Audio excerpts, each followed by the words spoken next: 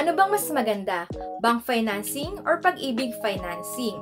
Madalas itong tinatanong ng mga first-time homebuyers, kaya pag-usapan natin yan. Sa pag-ibig, kailangan active member ka, at least meron ka rin 24 months contribution. Sa bank, no membership required. Kahit hindi ka depositor, pwede ka mag-loan as long as you have a good credit score and source of income. With pag-ibig, you can loan up to 6 million. Sa bangko naman, no limit as long as pasok ka sa income requirement nila.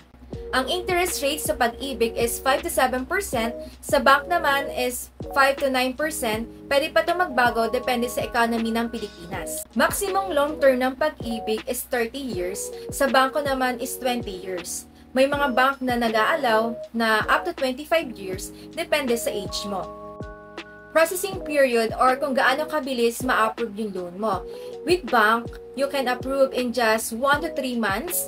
Sa pag-ibig naman, ang standard is 3 to 6 months. Pero depende pa rin kung sino yung mag-aasikaso, kung ikaw ba or yung developer. Pero much better kung developer assisted ka dahil mas mabilis yung process or yung approval ng loan mo. Nakapili ka na ba kung bank or pag-ibig financing? Nakadepende to kung ano yung need mo as a buyer. If your goal is to save, then go for pag-ibig financing. And if your goal is to improve your credit score and meron kang good record with your own bank, then go for bank financing.